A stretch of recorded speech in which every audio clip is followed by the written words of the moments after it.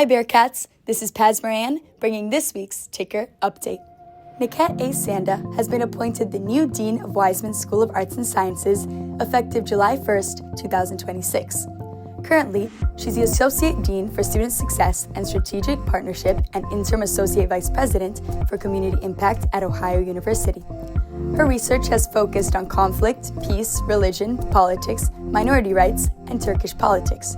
She was also editor-in-chief of the Oxford Research Encyclopedia of International Studies for 5 years and has written 3 books. New York City Mayor Zohran Mamdani and Governor Kathy Hochul announced the start of universal childcare for 2-year-olds on January 8th, aligning with Hochul's statewide childcare goals, including universal pre-kindergarten and new childcare pilot programs. The childcare program, called 2Care, is set to begin during the fall in New York City areas considered high need by the city. This move also brings Mamdani a step closer to his free childcare goal for children between 6 weeks old and 5 years old, a goal that has originated since his campaign. On December 10th, the Robert Zicklin Center for Corporate Integrity at Baruch College hosted a panel discussing whether public money should be used to help pay for sports stadiums. The panel was moderated by Mark Edelman, Director of Sports Ethics at the Center for Corporate Integrity and a professor in Baruch's Department of Law, while panelists included Neil DeMause, a freelance journalist, and Mark Rusentraub, a sports management professor at the University of Michigan. The Metropolitan Opera House is home to an array of artists and artistic forms.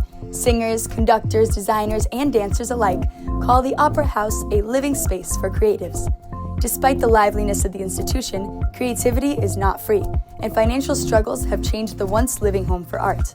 Lagging financial indicators and dire budget alignments made it so it was only a matter of time before they had to turn to layoffs and pay cuts. Exercise is widely known for its benefits to heart and metabolic health, but its influence on the brain has been harder to define. A recent clinical trial using brain imaging now suggests that regular physical activity may be linked to measurable differences in brain health over time.